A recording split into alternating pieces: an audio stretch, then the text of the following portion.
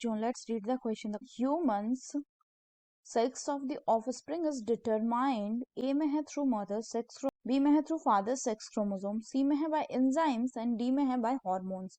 तो आइए देखते हैं हम इसका की कंसेप्ट. तो अगर हम बात करें बच्चों इसके की कंसेप्ट की, तो इसका की कंसेप्ट हो जाएगा determination, sex determination in humans.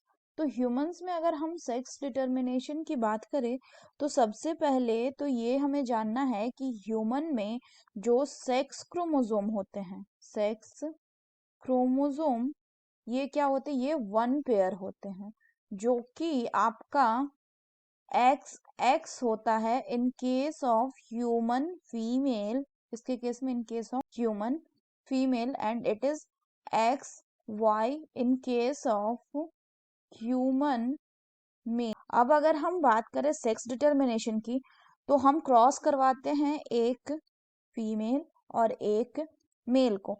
तो फीमेल है तो इसमें क्रोमोसोम होगा एक्स एक्स एंड मेल है तो इसमें क्रोमोसोम होगा एक्स वाई. जो फीमेल होती है उसमें सेम टाइप के दोनों क्रोमोसोम होंगे, जो सेक्स यानी दोनों ही एक्स एक्स क्रोमोसोम होंगे.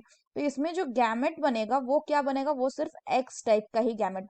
लेकिन इसमें जो क्रोमोसोम है मेल कैसा होता है, हेट्रोगैमेटिक होता है. कैसा होता है, हेट्रोगैमेटिक, यानी इसमें दो अलग अलग तरह के सेक्स क्रोमोसोम होंगे. एक सेक्स क्रोमोसोम होता है आपका एक्स और दूसरा होता है आपका वाई.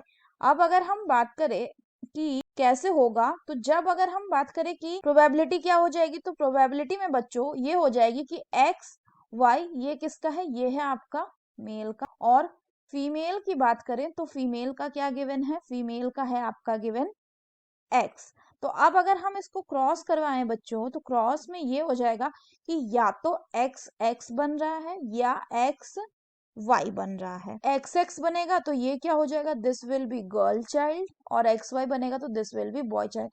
यानी कि this Y chromosome of the father, this Y chromosome of the father, father का ये जो वाई क्रोमोसोम है ये क्या बनवा रहा है, ये आपका बॉय बनवा रहा है. तो यानी father is responsible for determining the sex of the embryo. So the correct option will be option B, that is through father sex chromosome. अगर बाकी ऑप्शन की बात करें तो एंजाइम और हार्मोन. हार्मोन क्या होते हैं, हार्मोन बच्चों आपका केमिकल मैसेंजर होते हैं, केमिकल मैसेंजर, जिनको इंडोक्राइन ग्लैंड सिक्रीट करता है डायरेक्टली इनटू द ब्लड, जो कि डक्टलेस ग्लैंड होते हैं, इंडोक्राइन ग्लैंड डक्टलेस ग्लैंड. और फिर जो हार्मोन होते हैं ये टारगेट टिश्यू में जाकर वहां पे हार्मोन के रिसेप्टर से एक्ट करके फर्दर फंक्शनिंग करते हैं. एंजाइम की बात करें तो मेजॉरिटी ऑफ द एंजाइम कैसे होते हैं, ये प्रोटीन इन नेचर होते हैं. एक दो एक्सेप्शन है जिसमें आरएनए भी एंजाइम की तरह काम करता है. और एंजाइम क्या करता है, ये रेट ऑफ द रिएक्शन को यानी rate of the chemical reaction को इंक्रीज करता है. So that's all for the question बच्चों. Hope you understood it well. Best of luck.